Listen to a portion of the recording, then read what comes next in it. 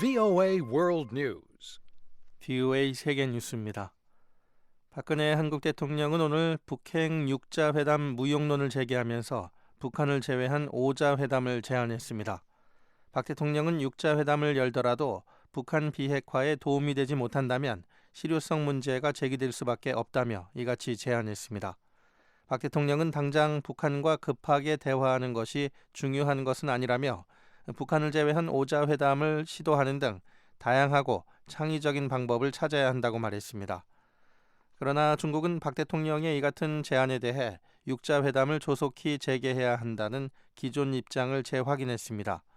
홍내희 중국 외교부 대변인은 정례 브리핑에서 한반도 문제는 여전히 대화로 풀어야 한다며 6자 회담을 조속히 재개하고 한반도 비핵화 목표를 추진해 동북아 지역의 장기적인 안정을 도모하기를 희망한다고 밝혔습니다.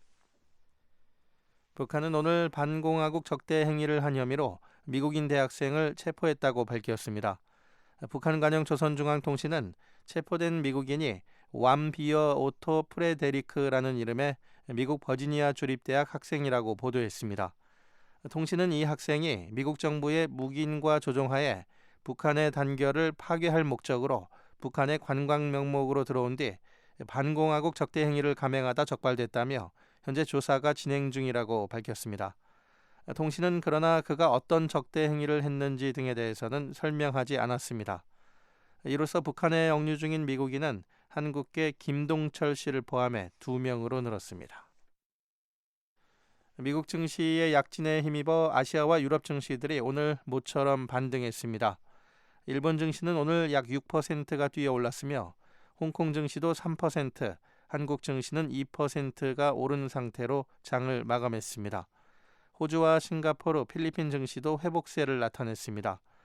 유럽 증시 역시 오늘 장 초반부터 상승세를 보이면서 영국 증시는 1.6%, 독일과 프랑스 증시는 각각 2%씩 올랐습니다.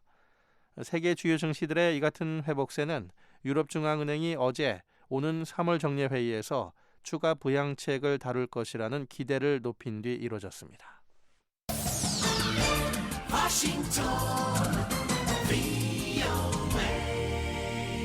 지금 여러분께서는 VOA 세계뉴스 듣고 계십니다. 중동과 북아프리카 3개국 순방에 나서고 있는 시진핑 중국 국가주석이 중동 지역 외교 현안들에 대한 중국의 적극적인 역할을 강조했습니다. 중국 관영 신화통신은 시 주석이 어제 이집트 카이로의 아랍연맹 본부에서 행한 연설에서 팔레스타인 분쟁과 시리아 사태 등 아랍권 분쟁을 구체적으로 거론하며 평화와 발전을 촉구했다고 보도했습니다. 시 주석은 연설에서 팔레스타인의 합법적인 권익을 수호하는 것은 아랍연맹의 신성한 사명이자 국제사회의 공동 책임이라며 팔레스타인의 국가 수립을 지지했습니다. 이어 시리아 사태와 관련해서는 지금 같은 전쟁으로는 아무도 승자가 될 수 없다며 내전 중단과 정치적 대화가 가장 시급하다고 강조했습니다. 한편 시 주석은 팔레스타인인들의 삶의 질 개선을 위해 5천만 위안, 미화 약 757만 달러를 약속하고 시리아와 요르단, 레바논, 리비아, 예멘에도 모두 2억 3천만 위안, 미화 약 3,480만 달러의 인도적 지원 계획을 발표했습니다. 파키스탄의 한 대학을 겨냥한 최근 공격은 이슬람 무장 조직 탈레반의 한 분파가 벌인 것으로 드러난 가운데 이 단체는 이는 시작에 불과하다며 추가 테러들을 예고했습니다. 탈레반에서 독립한 무장단체 지도자 칼리파 우마르 만수르는 오늘 인터넷에 발표한 동영상 성명에서 이번 바착한 대학처럼 전국의 여러 학교와 대학들에 추가 공격을 벌일 것이라고 위협했습니다. 만수르는 파키스탄의 교육기관들은 알라 신의 율법에 도전하는 사람들을 위한 보육시설이며 신의 뜻을 거스르는 파키스탄 정부와 군에 미래의 노동력을 제공할 뿐이라고 지적했습니다. 미국의 수도 워싱턴 일대에 초강력 눈폭풍 경보가 내려졌습니다. 미국 기상청은 오늘부터 모레까지 워싱턴 지역에 60cm 이상의 많은 눈이 내릴 것이라고 예보했습니다. 또 강풍과 함께 해안가 지역에서는 바닷물 침수 피해도 예상됩니다. 이에 따라 워싱턴과 버지니아, 메릴랜드주 당국은 벌써부터 비상사태를 선포하고 오늘 하루 학교들은 휴교에 들어갔으며 연방정부 기관들도 오후부터는 문을 닫습니다. VOA 세계뉴스 천일규였습니다.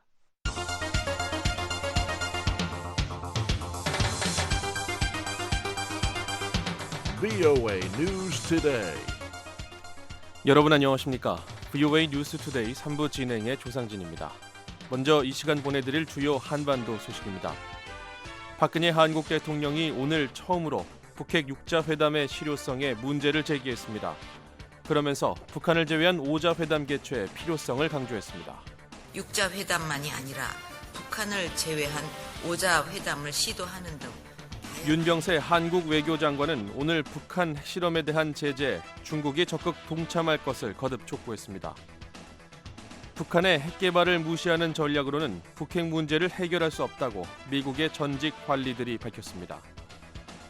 내일 북한은 대체로 맑겠으나 황해도 서해안과 함경남북도 동해안에는 흐리고 눈이 오는 곳이 있겠습니다.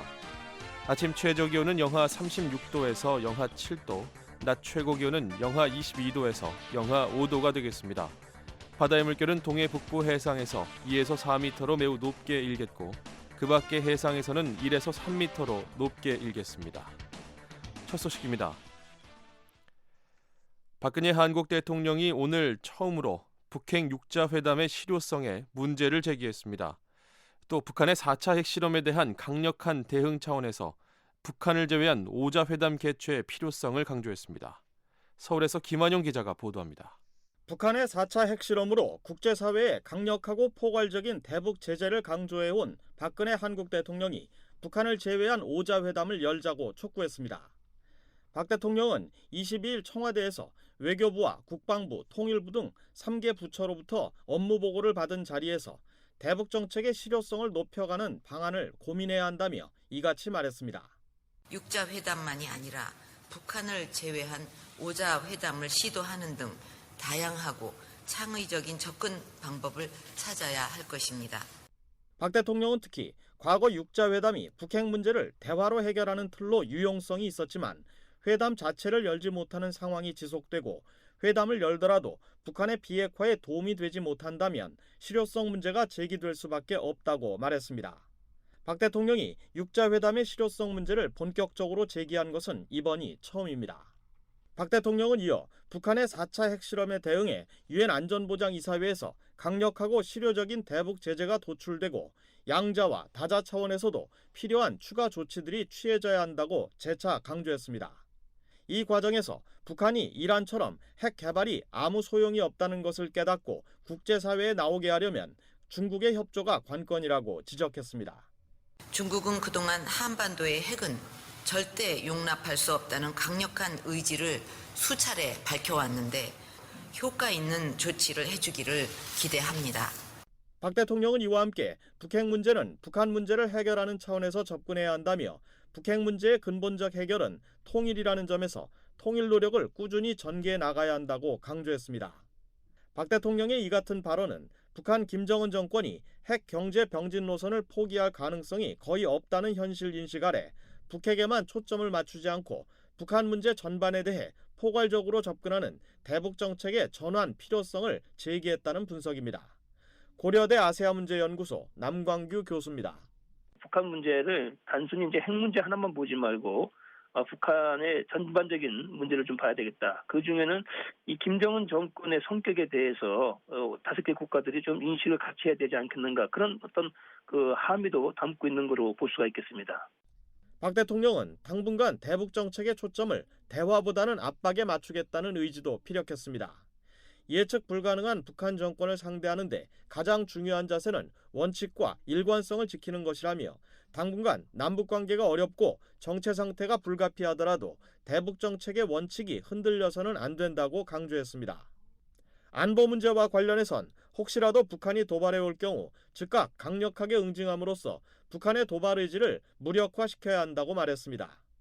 또 곧 실시될 미한 연합 군사훈련 준비에 만전을 기하고 북한의 사이버 공격 등 비대칭적 도발 가능성에도 철저하게 대비할 것을 주문했습니다. 박 대통령은 이와 함께 개성공단에 출입하는 한국 국민들에 대한 안전과 보호에 유념하고 언제라도 있을지 모르는 위험에 철저히 대비해 주길 바란다고 당부했습니다. 서울에서 VOA 뉴스 김환용입니다. 중국 정부는 박근혜 한국 대통령이 육자회담의 실효성에 의문을 제기하며 북한을 제외한 오자회담을 제안한 데 대해 반대 입장을 분명히 했습니다.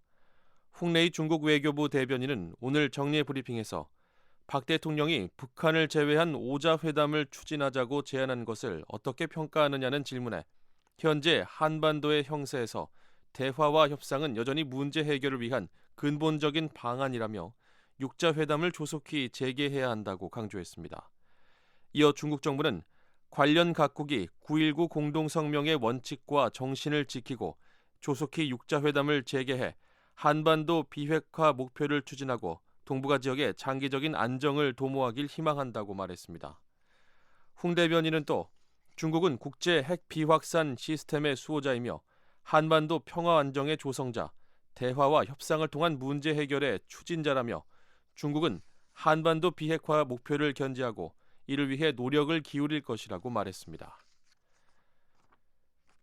윤병세 한국 외교장관은 오늘 북한 핵실험에 대한 제재와 관련해 중국 측의 실효적 제재 동참을 거듭 촉구했습니다.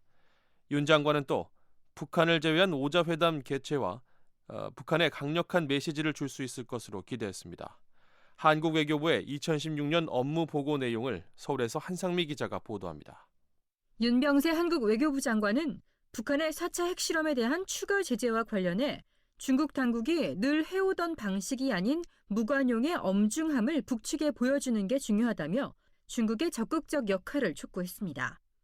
윤 장관은 22일 서울 외교부 청사에서 열린 새해 업무보고 관련 기자설명회에서 북한에 대한 실효적 제재 조치를 강조하면서 관건은 중국의 협력 수준이라고 말했습니다. 중국 측에 대해 전례 없이 강하고 분명한 목소리로 중국 측이 북핵 불용에 대한 의지를 말뿐이 아니라 행동으로 보여줄 시김을 강조해오고 있습니다. 윤 장관은 이와 관련해 강력한 대북 제재 조치를 담은 유엔 안전보장이사회 결의안이 채택될 수 있도록 최선을 다하고 있으며 이를 보완할 수 있는 양자 차원의 제재도 강구하고 있다고 설명했습니다. 윤 장관은 또 박근혜 대통령이 육자회담의 실효성에 의문을 제기하면서 강조한 오자회담과 관련해 북한을 제외한 오자회담이 실현될 경우 북한에 강력한 메시지를 줄 수 있을 것이라고 말했습니다. 윤 장관은 30년 넘게 국제사회에 논란이 됐던 이란 핵 문제를 보면 국제사회가 이란에 지속적으로 분명한 메시지를 보낸 결과 이란이 경제를 위해 핵을 포기하는 전략적 선택을 했다며 결국 오자가 단합하면 북한도 달라질 수 있을 것이라고 전망했습니다. 오자가 단합을 한다면 안보리 상임위석의 대부분이 참석을 하고 있고 세계에서 가장 강한 나라들이 참여하고 있는 이 오자가 한국과 합쳐서 한다면 이것은 분명히 강력하고 설득력 있는 그러한 메시지가 될 수 있다라는 기대를 해봅니다. 윤 장관은 중국이 오자 회담에 참여할지 또 지금 단계에서 각국의 반응이 어떨지는 예단하기 이르다고 말했습니다. 윤 장관은 다만 국제사회의 많은 국가들이 북한을 향한 나름의 압박 조치를 실시하고 있다면서 국제사회 대 북한의 구도가 계속될수록 북한은 뼈아픈 결과에 직면하게 될 수밖에 없다고 덧붙였습니다.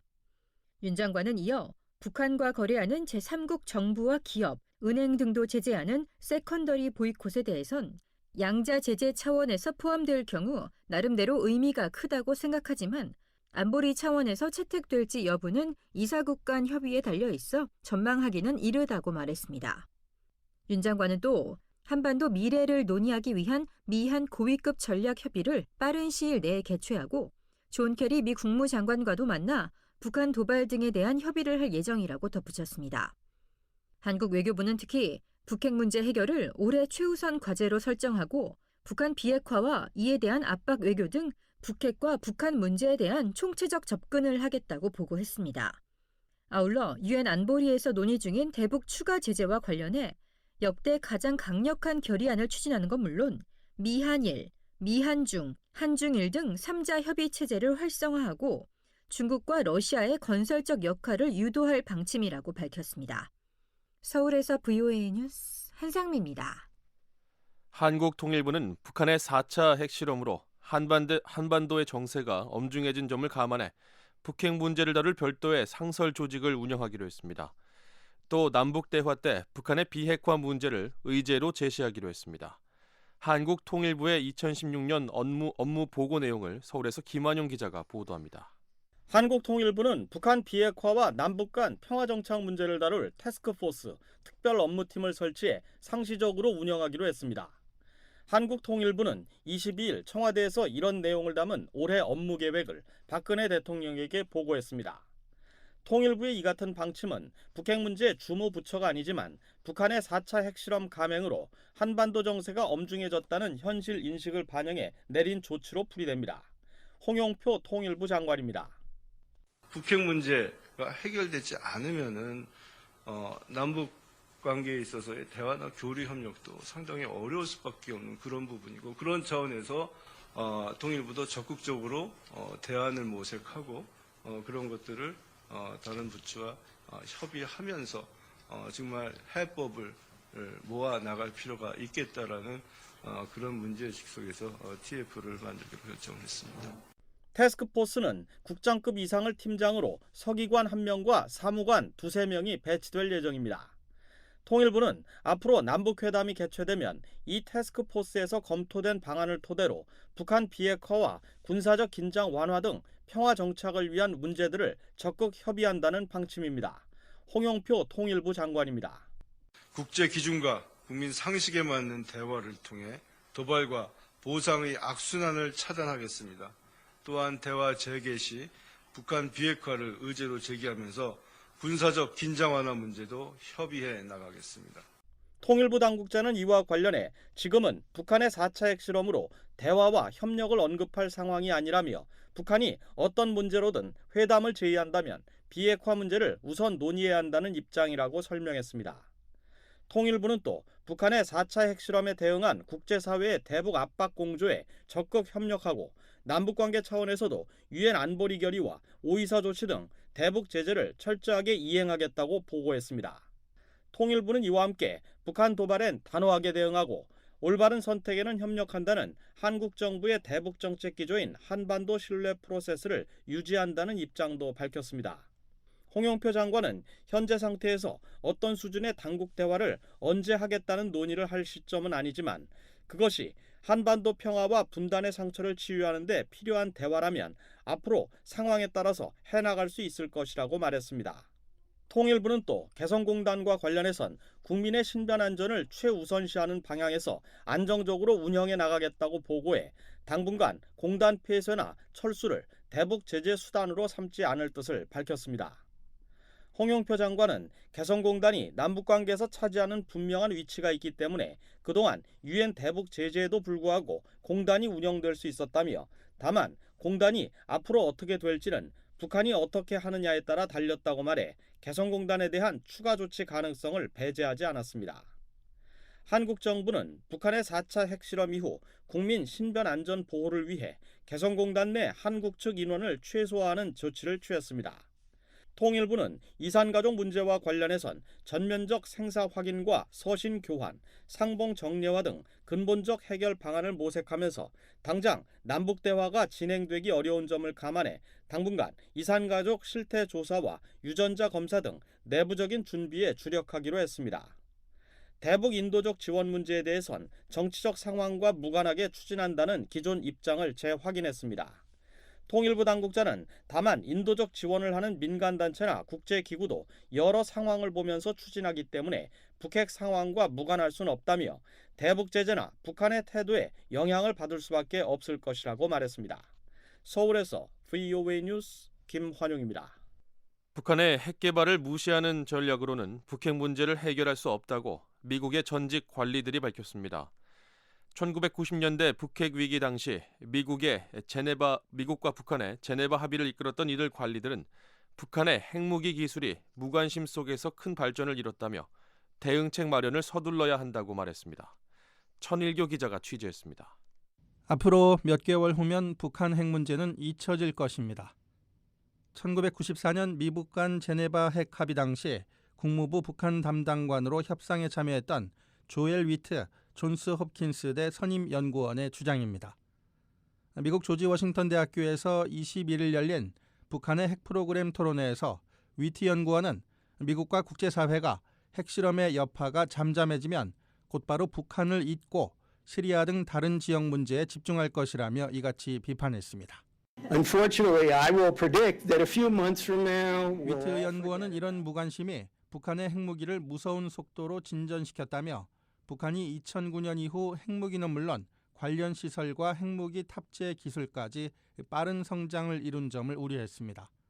특히 현재와 같은 추세라면 오는 2020년이면 북한은 최대 100기의 핵무기를 보유하면서 수소폭탄도 상용화될 것이라고 주장했습니다. Our projections were that the North Koreans by 2020 might be able to 1994년 미북 핵합의 당시 미국 측 협상 대표였던 로버트 갈루치 전 국무부 차관보도 현재의 북한 핵 문제가 무관심 속에서 더 진전을 이뤘다는 데 동의했습니다. Why should we do anything about North Korea? Why don't we leave it alone? It's way up 북한은 there. 이슬람 순위파 무장단체 ISIL이나 이란과 달리 당장 위협이 되지 않는 것처럼 보이는 만큼 그냥 놔두면 되지 않느냐는 분위기가 있다는 지적입니다. 그러나 갈루치 전 차관보는 이런 무관심이 언젠가 국제사회에 더 큰 위협이 될 것이라고 경고했습니다. 갈루치 전 차관보는 특히 북한이 계획에 따라 전략적으로 움직이고 있다며 언제 더 큰 문제를 일으킬지 모른다는 점과 중동과 같은 곳으로 무기를 수출할 위험성이 여전하다는 점, 그리고 한반도 주변 국가를 중심으로 핵무장을 불러올 수 있다는 이유를 들어 북한 문제에 대한 무관심을 경계했습니다. 지난 1994년과 2007년 국제원자력기구 IAEA의 북한 핵 사찰을 주도한 올리 하이노젠 전 IAEA 사무총장도 북한의 핵 개발 진전을 우려했습니다. 북한이 2009년부터 단계적으로 핵시설과 기술을 발전시켜 4개에서 8개의 핵무기를 만들어낼 수 있는 22에서 40kg에 달하는 플루토늄을 보유하고 연간 40kg 정도의 우라늄을 생산하고 있다는 설명입니다. If I looked at infrastructure there, all the 특히 북한은 현재의 시설과 보유 핵물질만으로도 수소폭탄으로 가는 중간 단계인 증폭 핵분열탄을 충분히 만들 수 있다고 말했습니다. 갈루치 전 차관보와 위트 연구원은 북한의 핵 확산을 막기 위해 국제사회가 좀 더 적극적으로 나서야 한다면서도 해결 방안에 대해서는 각기 다른 의견을 제시했습니다. 위트 연구원은 1994년 핵합의의 경험을 설명하면서 대화를 강조했습니다. I don't think the policy we had failed. The policy we had during 미국은 1994년 이후에 대북 정책이 실패했을 뿐 제네바 핵협상 당시의 정책은 성공적이었으며 결국 제네바 합의가 이뤄진 1990년대를 교훈 삼아 북한과 마주 앉아 대화를 해야 한다는 겁니다. 갈루치 전 차관보는 강력한 제재와 군사 공격, 대화를 북핵 문제의 해결책으로 제시하면서 이에 따른 한계도 함께 설명했습니다.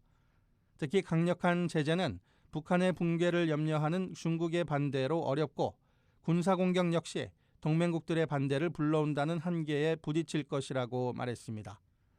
대화 역시 북한의 핵 포기가 전제돼야 한다는 점과 한국, 일본, 중국 등 주변 국가의 동조를 이끌어내야 하기 때문에 쉽지만은 않을 것이라고 말했습니다. Leap Day Agreement, other efforts at getting a negotiation going with the North Koreans, and then the North 갈루치 Koreans. 전 차관보는 지난 2012년 미국과 229 합의를 이룬 북한이 곧바로 장거리 로켓을 발사한 사실을 지적하면서 미국 정부가 북한과 대화에 나서려면 큰 정치적 결단이 필요하다고 말했습니다. BOA 뉴스 천일교입니다. 유럽의회가 압도적인 표차로 북한 결의안을 채택했습니다. 결의안은 4차 핵실험을 강행한 북한에 대한 제재를 강화하고 북한의 인권 침해 책임자를 국제형사재판소 ICC에 회부할 것을 촉구하고 있습니다. 이현철 기자가 보도합니다. 유럽의회가 21일 북한의 4차 핵실험을 규탄하고 북한 인권 침해 책임자에 대한 처벌을 촉구하는 북한 결의안을 압도적인 표차로 채택했습니다. 이날 본회의 표결에서 찬성 65표, 반대 2표, 기권 10표로 가결된 이 결의안은 북한의 4차 핵실험에 대해 유엔 안보리 결의들을 위반하고 한반도와 동북아시아의 평화와 안정을 위협하는 불필요하고 위험한 도발이라고 비난했습니다. 그러면서 이 같은 도발에 대한 국제사회 효과적인 제재를 지지한다고 밝혔습니다. 이어 북한에 대해 검증 가능하고 돌이킬 수 없는 방식으로 핵무기와 탄도미사일 개발을 포기하는 등 추가적인 도발에 나서지 말 것을 촉구했습니다. 결의안은 또 북한의 유엔 안보리 결의와 국제원자력기구 IAEA의 안전조치 등 모든 국제적 의무를 준수할 것을 요구했습니다. 아울러 북한의 인권 상황에 대해 중대한 우려를 표시하면서 인권 침해 책임 규명과 책임자 처벌도 강조했습니다. 국제사회는 북한의 반인도 범죄 책임자들을 국제형사재판소 ICC에 회부하고 이들을 겨냥한 맞춤형 제재를 실시해야 한다는 겁니다. 결의안은 이 밖에 중국 정부가 북한의 영향력을 발휘해 상황이 악화되는 것을 방지해야 한다고 밝혔습니다. 특히 중국이 북한에 대한 국제 제재에 동참하고 다른 안보리 이사국들과 협력할 것을 촉구했습니다. 중국은 또 유엔 난민협약 당사국으로서 탈북 난민의 망명 신청을 거부하거나 강제 송환하지 말아야 한다고 결의안은 밝혔습니다. 표결 전에 실시된 토론에서 결의안 공동 작성자 가운데 한 명인 마리에티제 샤케이오는 북한의 4차 핵실험을 강력히 규탄했습니다. And we too strongly condemn the test, which is a direct threat to stability and peace on the Korean peninsula. Further provocations should be 북한의 핵실험은 한반도의 평화 안정에 대한 직접적인 위협이며 북한은 핵과 미사일 프로그램을 포기하는 등 추가 도발 행위를 삼가야 한다는 겁니다. 샤케이오는 북한의 인권 상황에 대해서도 우려를 표시하면서 이에 대한 대응을 촉구했습니다. We need more concrete international action to end the impunity. 북한의 인권 침해 책임자들이 처벌되지 않고 넘어가는 일이 없도록 국제사회가 구체적인 행동을 취할 필요가 있다는 겁니다. 유럽의회는 앞서 지난 2013년 2월 북한이 3차 핵실험을 강행했을 때도 유럽연합과 유엔 안보리가 대북 제재를 결정한 것을 지지하는 결의안을 채택했었습니다. BOA 뉴스 이한철입니다. 러시아 극동철도청이 라진 하산 노선과 연결되는 연해주 쪽 구간을 대대적으로 확충하고 있습니다. 라진 하산 노선의 물동량을 증대하기 위한 사업입니다. 김정우 기자가 전해드립니다. 러시아 극동철도청은 라진 하산 철도 구간과 연결되는 바라노프스키 하산 구간의 확충 작업을 올해도 계속한다고 현지 언론이 보도했습니다. 러시아 철도 전문지 구독에 따르면 러시아 경제가 어려워지면서 중앙정부가 추진하던 철도 현대화 사업이 지난해에 많이 연기되거나 취소됐지만 바라노프스키 하산 구간 확충 사업은 새해에도 계속됩니다. 러시아 극동철도청 관계자는 북한 라진과 러시아 하산을 연결하는 철도 노선의 물동량을 증진하기 위해 이 구간에 연결되는 바라노프스키 하산 노선을 확충하는 것이라고 구독지에 밝혔습니다. 보도에 따르면 현재 단선으로 돼 있는 해당 구간을 복선으로 만드는 작업이 확충 계획의 핵심입니다. 총 길이가 238km에 달하는 바라노프스키 하산 철로는 전철 구간으로 시베리아 횡단철도와 연결됩니다. 또 이 노선은 연해주 연안에 있는 포시에트 항이나 자르비노 항과도 연결돼 있어 러시아, 북한, 그리고 러시아, 중국 간 물류 유통에 중요하다고 전문가들은 평가하고 있습니다. 하지만 바라노프스키 하산 노선은 단선인데다 하루에 처리할 수 있는 물동량이 제한돼 있습니다. 이 때문에 전문가들은 라진 하산 노선을 활성화하려면 바라노프스키 하산 구간을 현대화해야 한다고 지적해 왔습니다. 한편 철도 전문지 구독은 러시아 극동철도청의 기술 책임자를 인용해 현재 왕복 9회인 바라노프스키 하산 노선의 하루 운행 횟수를 왕복 12회까지 늘릴 계획이라고 전했습니다. 또 극동철도청 측은 복선화 작업 외에 기차 물동량이 적어서 그동안 문을 닫았던 몇몇 역을 다시 열 계획입니다. 이와 함께 역사 개보수와 수선로 복구, 그리고 역 플랫폼 연장 작업도 진행된다고 극동철도청 관계자는 밝혔습니다. 지난해 러시아 연해주와 북한의 기차 물동량은 전년도에 비해 4배나 증가했습니다.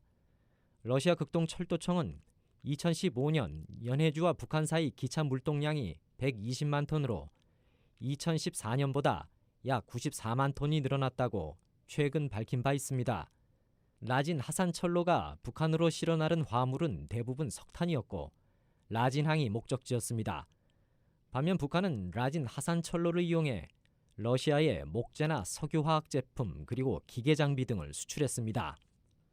한편 남북한과 러시아는 지난 몇 년간 라진 하산 프로젝트를 진행하고 있습니다.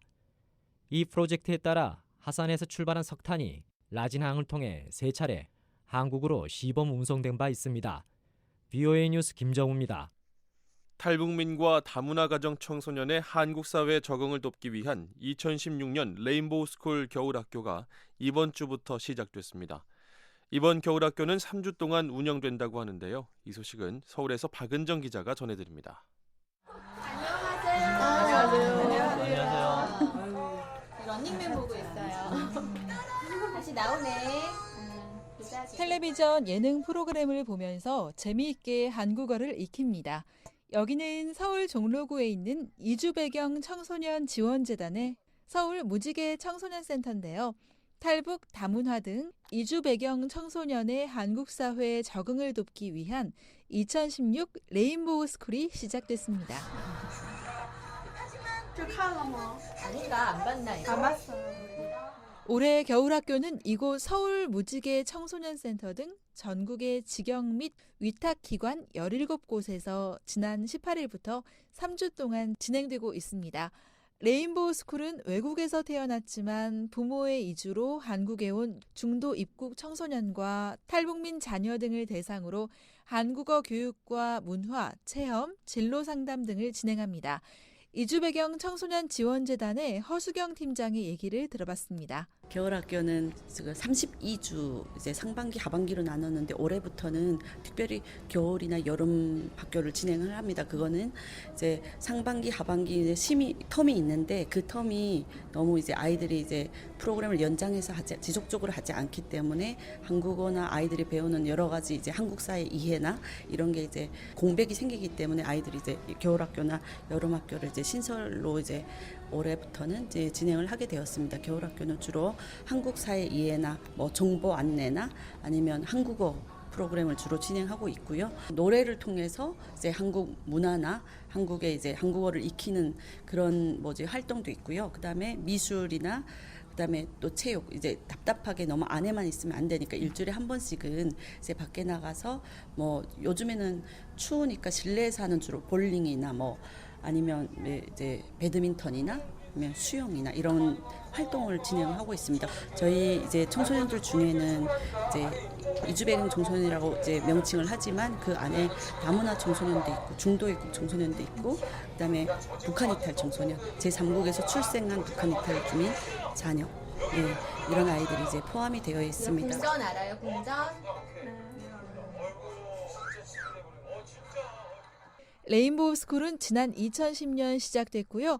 겨울과 여름 학기를 비롯해 상하반기 16주 전일제 과정과 야간, 주말 학교 등 시기별로 다양하게 운영되고 있습니다. 학생들의 수준이 각기 다르기 때문에 소수정예로 수업을 진행하고 있고요. 오전에는 이론 수업을, 오후에는 다양한 곳에서 현장 학습을 합니다. 초급 3반을 담당하고 있는 김민지 교사를 만나봤습니다. 지금 7명 정도가 있어요. 한국어뿐만이 아니라 한국어에 덧붙여서 이제 문화까지 같이 배우려고 하거든요. 그래서 지금 보통은 문법, 어휘, 그리고 영역별로 이제 말하기, 듣기, 쓰기 위주로 기능별로 가르치고 있고 그 외의 부분에는 이제 문화적인 측면에서는 제가 전래동화를 보여줘요. 애니메이션 같이 이렇게 좀 더 시각적인 효과를 줄 수 있는 부분에 있어서는 애들이 쉽게 다가오고 좀 더 마음이 좀 열린 상태로 바라보게 되니까 한국 문화에 대해서도 조금 더 자연스럽게 편하게 습득을 할 수 있고 중도 입국 탈북 청소년이나 이주 배경 청소년들은 주로 중국에서 온 경우가 많은데요. 중국어 사용이 워낙 좀 많아서 애들끼리 어울리다 보니까 그러니까 선생님한테 질문을 할 수 있는, 그러니까 한국어로 질문을 하고 선생님이 한국어로 대답해서 그거를 이해할 수 있는 기회가 충분히 많음에도 불구하고 그러니까 옆 친구들끼리 그냥 중국어를 쉽게 이렇게 물어보고 대답해 버리니까 이게 좀 더 한국어에 노출될 수 있는 상황을 스스로가 차단을 해버리니까 좀 어떻게 해서든 한국어를 통해서 한국어 설명을 통해서 가르치니까 중국에서 온 박민정 학생은 한국에 온 지 4년이 됐지만 아직 한국어가 많이 어렵습니다. 어려워요. 문법이랑 쓸 때는 띄어쓰기 같은 거. 존댓말 너무 복잡해요. 실생활은 대부분 중국어로 해요. 박민정 학생은 재미있는 현장 학습이 있는 오후 시간이 가장 기다려진다고 하는데요. 특수 분장, 멍화장, 멍 드는 거 그런 화장, 그리고 손가락이 부러진 화장. 오후 활동이 재밌어요. 캐나다에서 태어난 김미영 학생은 한국어로 대화하는 건 어렵지 않지만 쓰고 읽기가 아직 서툽니다. 한국말은 제가 많이 하지만 문법이랑 그런 게 어려가지고 이게 쉽게 배울 수 있으니까요. 많은 애들이 저처럼 이렇게 어렵게 한국말 배우니까 나만 어려운 게 아니라서 저도 열심히 해야지 그렇게 생각하니까요. 작년 여름방학에도 여기 왔었는데요. 그때 볼링 그런 데 갔고 그렇게 재밌게 놀아가지고요. 다시 온 거예요.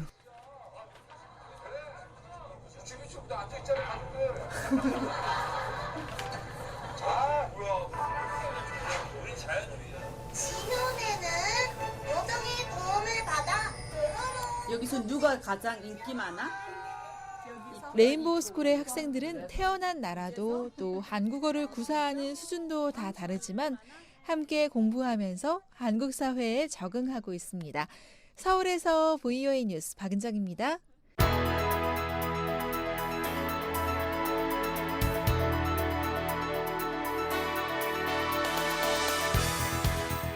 세계 곳곳의 뉴스와 미국 뉴스를 정리해드리는 세계는 지금 시간입니다. 박영서 기자와 함께하겠습니다. 안녕하십니까? 네, 안녕하십니까? 네, 오늘은 어떤 소식들 준비되어 있나요? 예, 중동을 순방 중인 시진핑 중국 국가주석이 이집트에서 150억 달러 규모의 투자 계약을 체결했습니다. 이 소식 먼저 전해드리고요. 미얀마 정부가 정치범 수십 명을 사면한 소식과 미군 특수부대원들이 이미 이라크와 시리아에서 임무를 수행 중이라는 소식, 마지막으로 미국 대선을 앞두고 공화당의 내부 분열이 심화되고 있다는 소식 차례로 전해드리겠습니다. 네, 자 먼저 시진핑 중국 국가주석의 이집트 방문 소식부터 살펴볼까요? 예, 중동을 순방 중인 시 주석이 사우디아라비아에 이어서 이집트를 방문 중인데요. 어제 압델 파타 LCC 이집트 대통령과 정상회담을 갖고 카이로에 있는 아랍연맹 본부에서도 연설했습니다. 중국은 시 주석의 이번 방문에 맞춰서 이집트와 150억 달러 규모의 투자 계약을 체결했는데요. 외부 투자가 절실한 이집트로서는 아주 반가운 일입니다. 예. 자, 이집트가 이 시 주석을 굉장히 크게 환대했다고요? 예, 이집트가 이 중국과의 협력 확대를 아주 중요하게 여기고 있는 걸 반영하는 건데요. LCC 대통령이 직접 이 공항에서 시 주석을 영접했고요. 이집트의 유명한 고대 유적지인 룩소르 신전에서는 한국 수교 60주년을 기념하는 행사가 성대하게 열렸습니다. 두 정상은 행사에 함께 참석해서 두 나라 예술가들의 공연 그리고 작품 등을 관람했습니다. 예. 자, 이번 정상회담을 계기로 두 나라가 대규모 투자 계약을 체결했다고 앞서 말씀해 주셨는데 구체적으로 네. 어떤 분야인가요? 예, 시 주석은 LCC 대통령과 가진 공동 기자회견에서 양측이 주로 전력, 수송, 인프라 분야에서 15개의 프로젝트에 착수하기로 합의했고 전체 투자 규모가 150억 달러가 될 거라고 밝혔습니다. 이 두 정상은 정상회담에서 이 경제 협력에 관한 합의문에 서명했는데요. 이번 합의는 이집트 경제 발전에 새로운 동력을 제공할 것이라고 밝혔습니다. 중국은 또 이집트 중앙은행에 10억 달러 차관을 제공키로 했는데요. 이집트 중앙은행은 경제난 속에서 외환 보유고가 절반으로 줄어든 상태라고 합니다. 예, 말씀해 주신 것처럼 이집트는 외부 투자가 절실한 상황이라고 알려져 있지 않습니까? 예, 맞습니다. 이집트는 지난 몇 년 동안 이 반정부 시위와 정권 교체, 다시 이어진 시위와 또 유혈 진압, 군부 쿠데타로 심각한 정치적 사회적 혼란을 겪었습니다. 그래서 주요 수입원인 이 관광업계가 큰 타격을 입고 외부 투자도 급감한 상태인데요. 그동안 사우디아라비아와 아랍에미리트 등 이 주변의 산유국들이 지원을 해줬지만 이 국제 유가가 급락하면서 이들의 지원도 위태로운 상태입니다. 이런 가운데 중국의 대규모 투자는 아주 중요합니다. 예, 이집트뿐만 아니라 중국도 역시 중동과 아프리카 지역에서 영향력 확대를 꾀하고 있기 때문에 이미 이집트 등에 대한 투자를 늘려왔던 상황이죠. 예, 그렇습니다. 시 주석은 기자회견에서 이 30여 개의 중국 기업들이 이집트 스웨즈 운하 경제 특구에 이미 4억 달러가 넘는 투자를 했다면서 이 중국에서 이집트로 활발한 투자가 이뤄지고 있다고 강조했습니다. 시 주석은 이제 다음 단계로는 스웨즈 경제 특구에 대한 중국의 투자가 100여 개 기업 25억 달러 규모로 6배 이상 증가할 것이라고 말했습니다. 네. 자, 시 주석의 이번 방문으로 이제 대규모 투자가 이루어지게 됐는데 LCC 대통령은 기자회견에서 어떤 내용의 발언을 했나요? 예, 최근 두 나라의 경제 안보 협력이 그 어느 때보다 빠른 속도로 발전하고 있다고 말했는데요. 이번 정상회담을 계기로 다양한 두 나라의 공동 현안과 이 테러 세력에 대응한 노력 등 이 양국의 협력을 배가하기 위한 의견을 나눴다고 밝혔습니다. LCC 대통령은 또 지난 2014년 취임 후에 같은 해 중국을 방문했을 때도 이 양국 관계 발전의 중요성을 강조했었습니다. 예. 자, 시진핑 주석은 이집트뿐만 아니라 이란을 연이어서 방문할 계획이라고요? 예, 시 주석은 이집트에 앞서서 이 사우디를 방문했었고요. 마지막 방문지로 이란을 들러서 귀국할 예정입니다. 이란은 최근 핵 합의로 이 서방의 제재가 풀리면서 해외 투자를 유치하기 위한 노력에 본격적으로 나서고 있는데요. 이 중국의 입장에서도 이 새롭게 열리는 이란 시장을 선점하는 게 중요합니다. 다음 소식 살펴보겠습니다.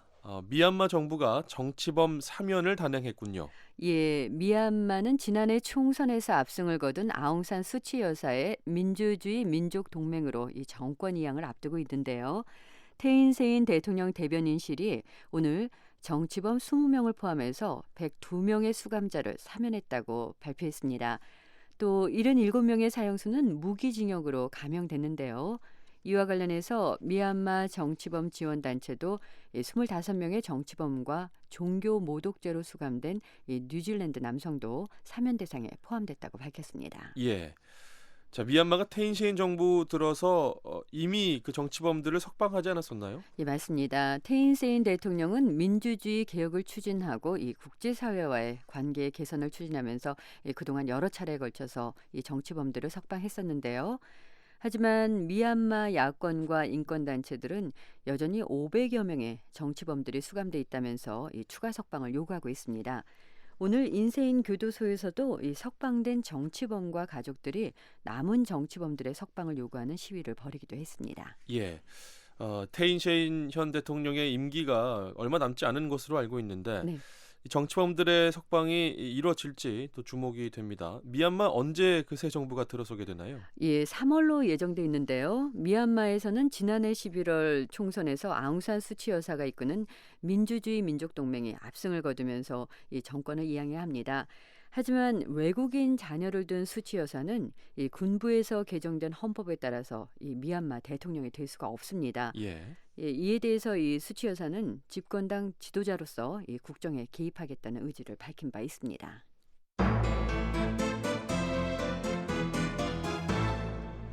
네, 계속해서 다음 소식 살펴보겠습니다.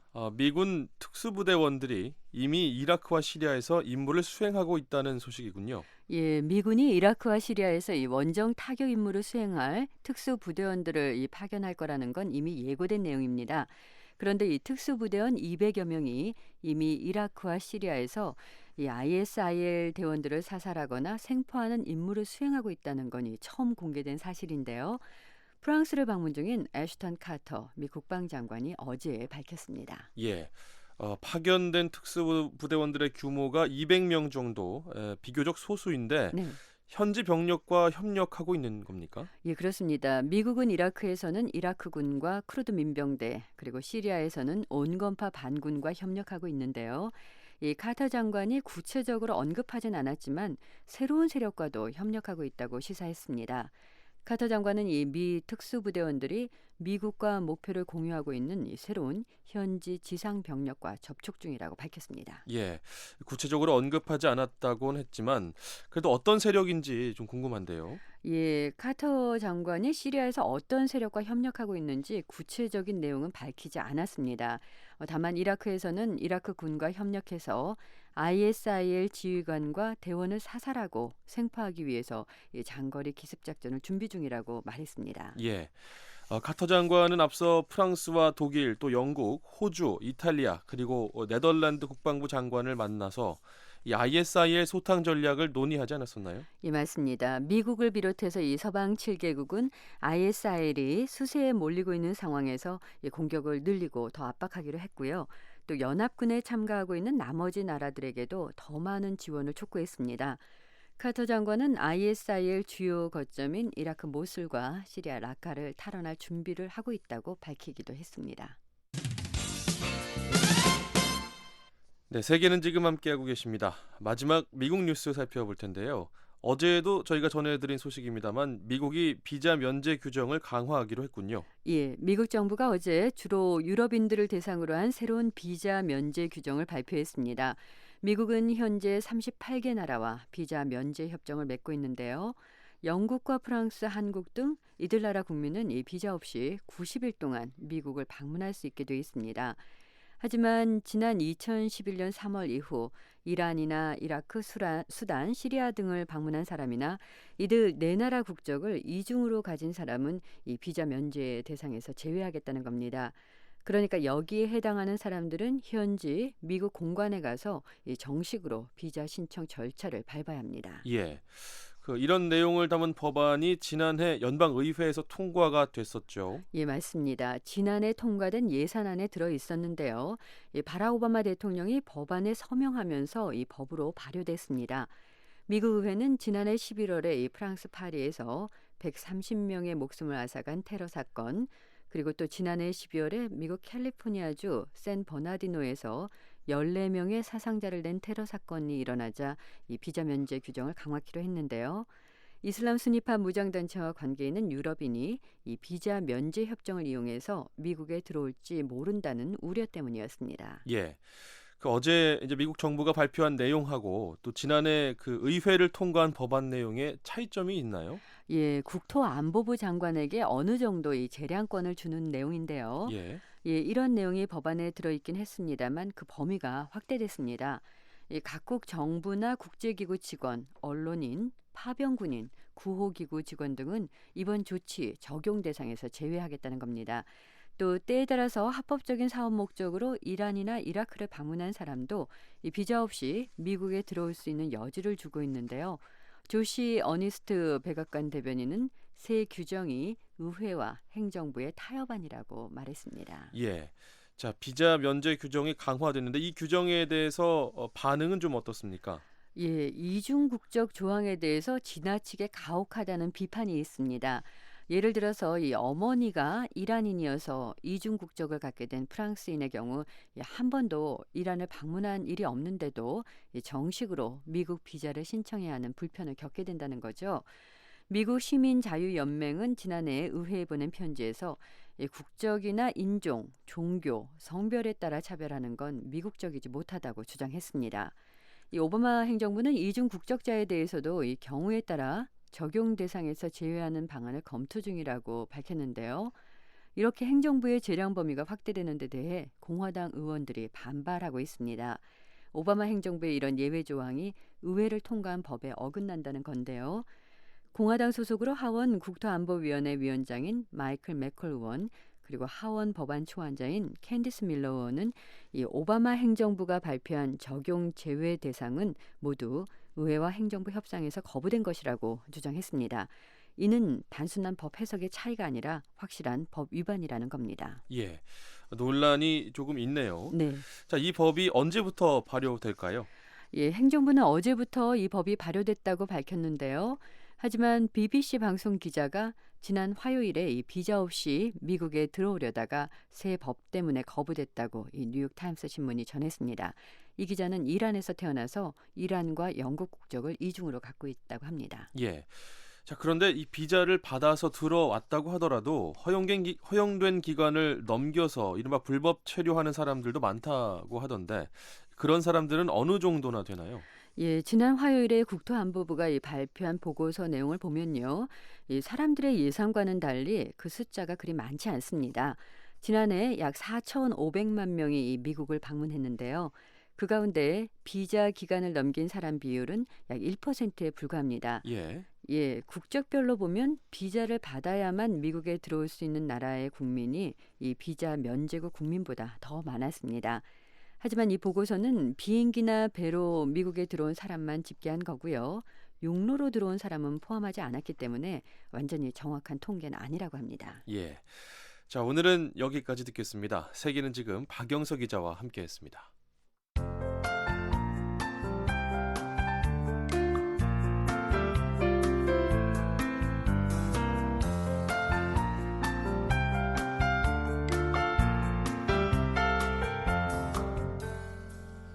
한국기상청 제공 북한 날씨 전해드립니다. 내일 북한은 대체로 맑겠으나 황해도 서해안과 함경남북도 동해안에는 흐리고 눈이 오는 곳이 있겠습니다. 아침 최저 기온은 영하 36도에서 영하 7도, 낮 최고 기온은 영하 22도에서 영하 5도가 되겠습니다. 바다의 물결은 동해 북부 해상에서 2에서 4m로 매우 높게 일겠고 그 밖의 해상에서는 1에서 3m로 높게 일겠습니다. 다음은 지역별 날씨입니다. 평안남북도 대체로 맑겠습니다. 평양은 아침 최저 영하 15도, 낮 최고 영하 12도, 남포 최저 영하 14도에서 최고 영하 13도, 신의주는 아침 최저 영하 18도, 낮 최고 영하 13도, 강계는 최저 영하 25도, 최고 영하 14도 분포를 보이겠습니다. 황해도 지역도 구름이 다소 끼겠습니다. 해주 최저 영하 12도, 최고 영하 10도, 개성 최저 영하 13도, 최고 영하 10도가 예상됩니다. 함경남도, 양강도, 강원도 대체로 구름 조금 끼겠고 함흥과 신포에서는 흐리고 눈이 내리겠습니다. 함흥 최저 기온은 영하 9도, 최고 영하 7도, 해산 최저 영하 28도, 최고 영하 17, 원산은 최저 영하 11, 최고 영하 8도를 기록하겠습니다. 함경북도는 구름 많이 끼겠고 성진은 눈이 내리겠습니다. 청진 최저 기온은 영하 13도, 최고 영하 9도, 선봉 최저 영하 14도, 최고 영하 12도가 예상됩니다. 이어서 해상 날씨입니다. 동해는 구름 많고 가끔 눈이 내리겠습니다. 물결은 1.5에서 4m로 매우 높게 일겠습니다. 서해도 구름 많고 눈이 내리겠는데요. 물결은 1.5에서 4m로 매우 높게 일겠습니다. 모레 날씨 살펴보겠습니다. 모레는 대체로 맑겠으나 황해도 서해안에는 눈이 오는 곳이 있겠습니다. 아침 최저 기온은 영하 35도에서 영하 12도, 낮 최고 기온은 영하 24도에서 영하 3도가 되겠습니다. 한국기상청 제공 북한 날씨 전해드렸습니다. 뉴스투데이 3부 애청해주신 여러분 감사합니다. 지금까지 진행의 조상진이었습니다. 끝으로 세계 뉴스가 이어집니다. VOA World News. VOA 세계 뉴스입니다. 박근혜 한국 대통령은 오늘 북핵 6자 회담 무용론을 제기하면서 북한을 제외한 5자 회담을 제안했습니다. 박 대통령은 6자 회담을 열더라도 북한 비핵화에 도움이 되지 못한다면 실효성 문제가 제기될 수밖에 없다며 이같이 밝혔습니다. 박 대통령은 당장 북한과 급하게 대화하는 것이 중요한 것은 아니라며 북한을 제외한 5자 회담을 시도하는 등 다양하고 창의적인 방법을 찾아야 한다고 말했습니다. 그러나 중국은 박 대통령의 이 같은 제안에 대해 6자 회담을 조속히 재개해야 한다는 기존 입장을 재확인했습니다. 홍래희 중국 외교부 대변인은 이날 정례 브리핑에서 한반도 문제는 여전히 대화로 풀어야 한다며 6자 회담을 조속히 재개하고 한반도 비핵화 목표를 추진해 동북아 지역의 장기적인 안정을 도모하기를 희망한다고 밝혔습니다. 북한은 오늘 반공화국 적대 행위를 한 혐의로 미국인 대학생을 체포했다고 밝혔습니다. 북한 관영 조선중앙통신은 체포된 미국인이 왬비어 오토 프레데리크라는 이름의 미국 버지니아 주립대학 학생이라고 보도했습니다. 통신은 이 학생이 미국 정부의 묵인과 조종하에 북한의 단결을 파괴할 목적으로 북한의 관광 명목으로 들어온 뒤 반공화국 적대 행위를 감행하다 적발됐다며 현재 조사가 진행되고 있다고 전했습니다. 통신은 그러나 그가 어떤 적대 행위를 했는지 등에 대해서는 설명하지 않았습니다. 이로써 북한에 영유 중인 미국인은 한국계 김동철 씨를 포함해 2명으로 늘었습니다. 미국 증시의 약진에 힘입어 아시아와 유럽 증시들이 오늘 모처럼 반등했습니다. 일본 증시는 오늘 약 6%가 뛰어 올랐으며 홍콩 증시도 3%, 한국 증시는 2%가 오른 상태로 장을 마감했습니다. 호주와 싱가포르, 필리핀 증시도 회복세를 나타냈습니다. 유럽 증시 역시 오늘 장 초반부터 상승세를 보이면서 영국 증시는 1.6%, 독일과 프랑스 증시는 각각 2%씩 올랐습니다. 세계 주요 증시들의 이 같은 회복세는 유럽중앙은행이 어제 오는 3월 정례회의에서 추가 부양책을 다룰 것이라는 기대를 높인 뒤 이뤄졌습니다. 투자자들은 어제 국제유가가 소폭 상승한 것에도 고무된 것으로 전문가들은 분석했습니다.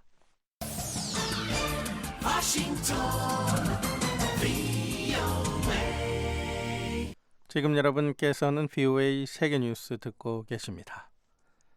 중동과 북아프리카 3개국을 순방 중인 시진핑 중국 국가주석이 중동 지역 외교 현안들에 대한 중국의 적극적인 역할을 강조했습니다.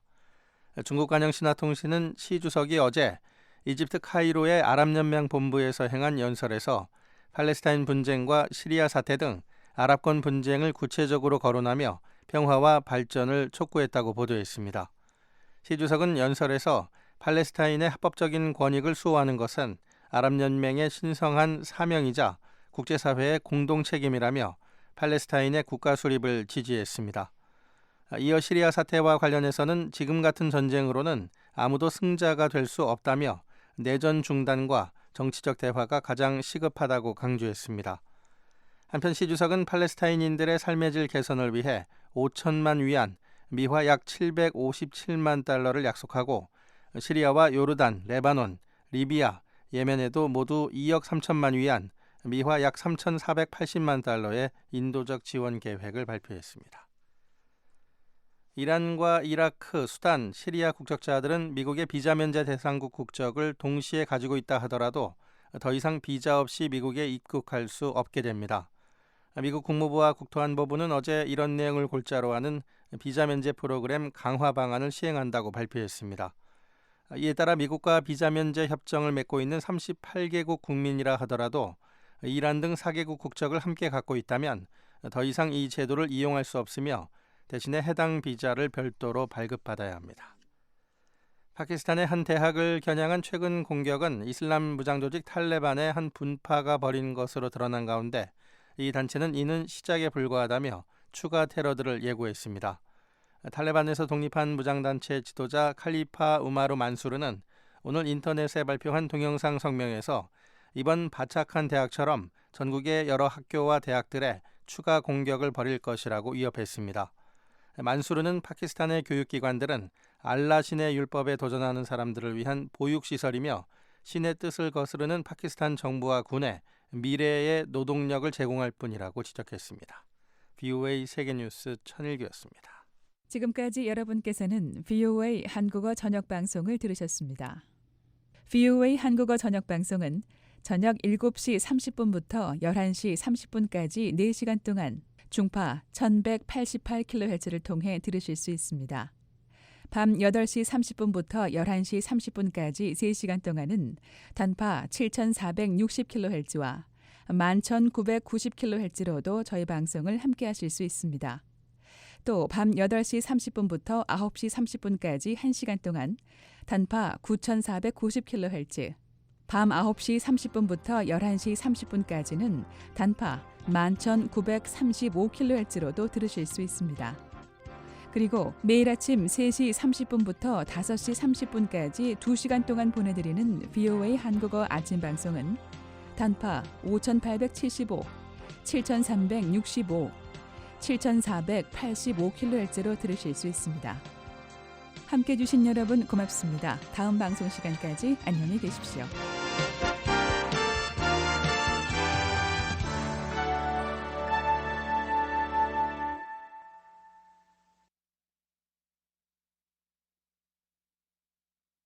This program has come to you from the Voice of America, Washington.